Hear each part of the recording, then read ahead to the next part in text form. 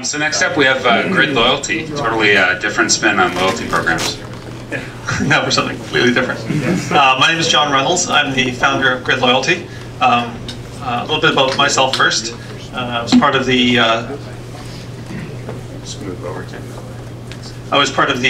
startup team at ING Direct, the greenfield that launched ING Direct concept around the world in Canada. And most recently I spent about 7 years at an engineering company in Waterloo, Ontario.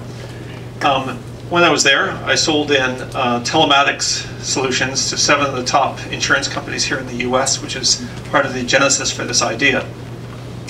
So grid loyalty, someone mentioned earlier, a mission statement, or what we want to be when we grow up.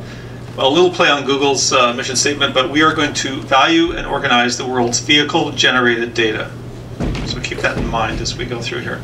I saw some of you today signed up, but you've quickly found out that we've launched in Los Angeles, Las Vegas, and Portland, and not this San Francisco area. So here's the main site. It goes over the basic value proposition and start your registration process. I jumped ahead and signed into a test account, knowing live demos are the way they are. And this is the dashboard, our first dashboard, when you log in. And you see your grid miles there that you get. In this case, there's 3 cars on this account, which I'll show you in a sec. But here's an example of the miles by date, last couple of days, which you can organize by day and time of day.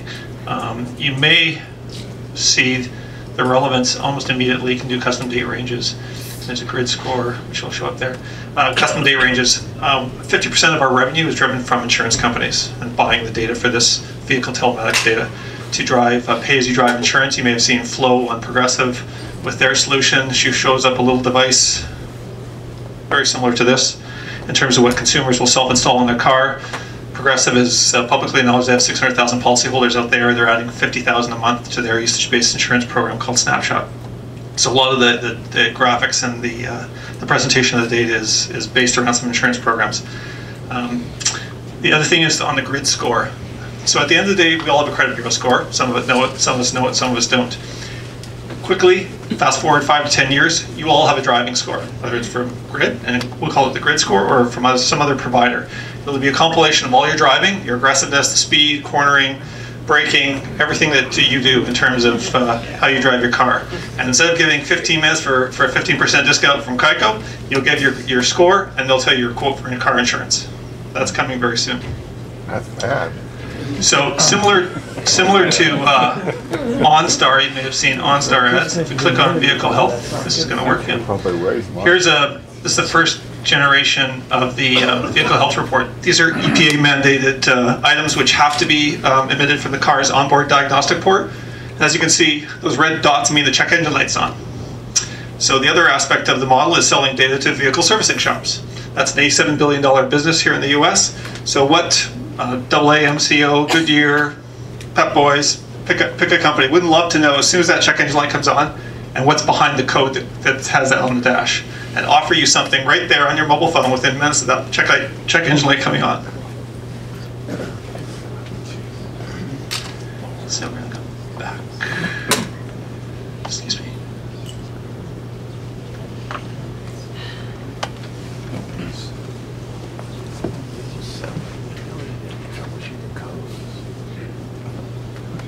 So right there is the driving stats for that time period I selected at the top, which is only a week, I think. So you can see how many, these are best guesstimates of the CO2 emitted into the environment, the idle time, the distance driven, acceleration events, which are threshold-based events, hard braking, hard acceleration. Those are used and will be used for insurance purposes. And to help modify your driving. Down here, some trip reports. We'll just pick one here. More efficient and brings the right card.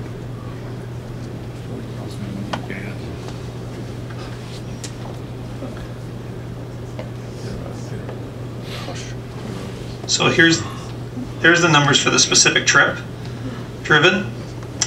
Average speed, total speed, maximum speed, CO2 emitted. You can see the trip that was taken.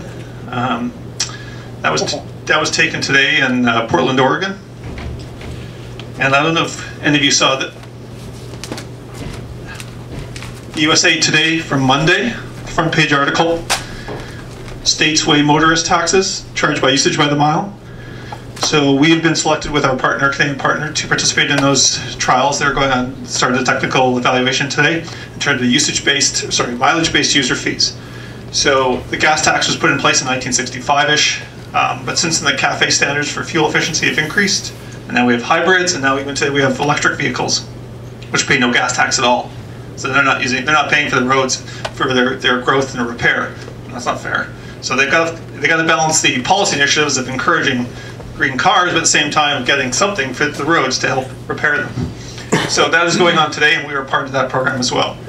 So in terms of, we launched last September, and we launched a pilot market in October in Las Vegas with a loyalty partner called Terribles. If you know Las Vegas market, they have 80 convenience stores, 23 Chevron gas stations, where we signed up consumers at the pumps while they're filling up their gas. We had iPads, and we signed them up, sent them devices, so we have real people out there in the market with generating real data. We even helped one of our members recover his car. I'm sure Geico thanks me for that.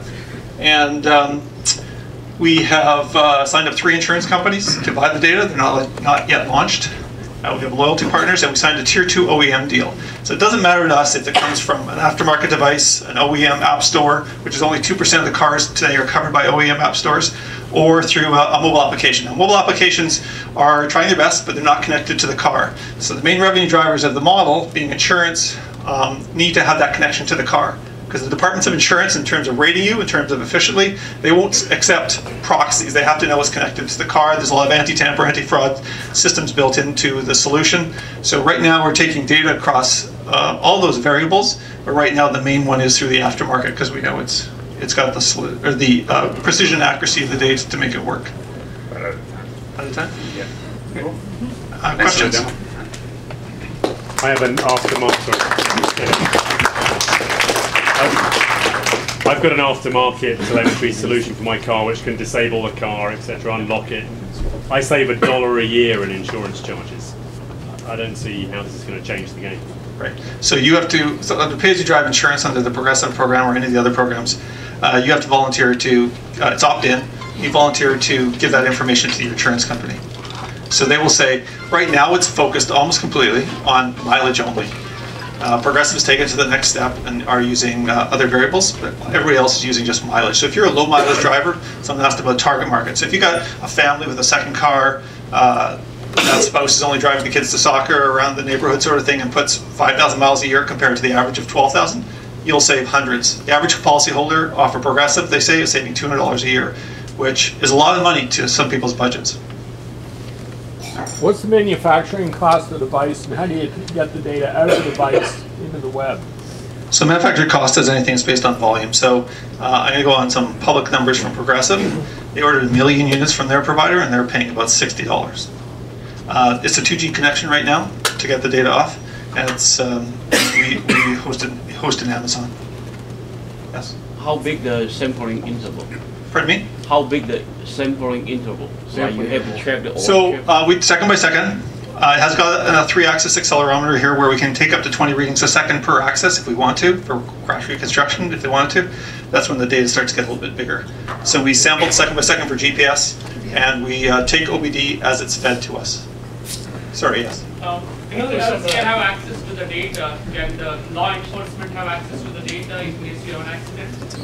So there's a couple things there. There's an event, any car 2000, I'll get to you next, 2001 and newer has what they call an event data recorder chip on there already, which basically is a car's black box, records the last 20 seconds, overwrites every 20 seconds, records the steering wheel, the gas pedal, where everything is in terms of, that's there already, and law enforcement already has access to that data and put people in jail for that, specifically in Canada. I know of one case.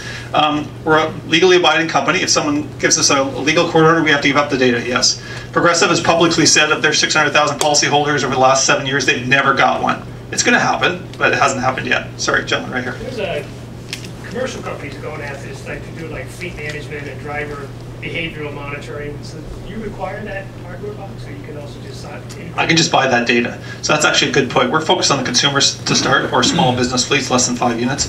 But if fleet tracking has been around since 1996, it doesn't have the best accuracy and precision for insurance companies used for actuarial purposes. That's been the issue. So Joe's tracking out of China There's only like 3 providers in the world that can build this box to the accuracy and precision that the insurance companies need. But definitely on the commercial insurance side, they don't need as good of accuracy and precision. And the benefit for this as the company is they got a fleet tracking system. So yes, that's phase 2 is to go after the fleet, but definitely that's there. Sir, Are these on motorcycles? no, not yet. Yes, sir. So do you guys make the box or you're the No, we buy third-party hardware. The hardware, as I said, there's 3 providers now. It's quickly becoming commoditized. So we're going across hardware, across OEM platforms. We'll cover any car 1996 and newer. That's the standard the EPA put in. Any car, there's 100 million cars in the U.S. now today that have that port in it. It's got to be there.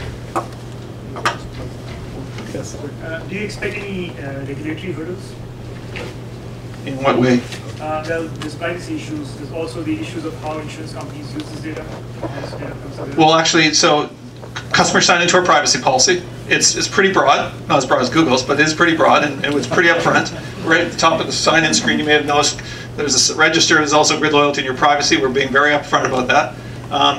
As an example for California, California is being different from the rest of the country, where they have a usage-based insurance model here in California on miles only. That's it, absolute miles only.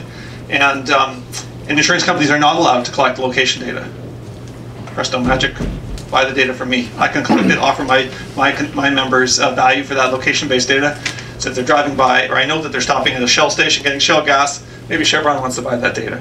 Or I see they're going through the Starbucks drive-thru, maybe McDonald's wants to buy that data. Or they're stopping, especially in Las Vegas, at a local casino, and the car's parked there for 3 hours while other casino guys want to try to get them over to their casino. People fundamentally don't want to be tracked at that level of detail, right? So do you have a smartphone? Sure. So they already know where you are. It's kind of a moot point. Between the easy passes, between Larry and Sergey, already know what you're doing online. Mark knows what you're doing in your social world. It's already done. So the cat's out of the bag. Yeah. And the people, and this is all opt-in, right? Whereas for a lot of the applications you have on your phone, I'm sure some people in this room, especially the lawyers, may have read the terms and conditions of those applications, but you know, no one reads them. Yes, sir. Do you have an API? Can I get my data?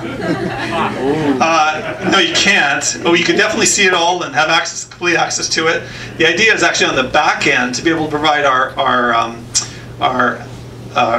partners, insurance companies, to be able to go in and say, if you're McDonald's on the street out here, whatever, and you want to know how many cars go by your location every day and don't stop, go in and you can, as McDonald's, can buy that data, offer them grid points for stopping in, provide the offer, and we act as the engine out to our members. And they come into your store and value the offer. Time for one more. I know this is a small percentage, but what about sports car enthusiasts, the track days and stuff? Can we turn that off, or is that no? So if you're going with insurance policy and them valuing the data, then it's kind of a moot point. You can plug it in and plug it out whenever you want to, right? Progressive and my current insurance clients require that device to be connected 95% of the time. Otherwise, it voids your insurance policy. Wow. Thank you. Thank you.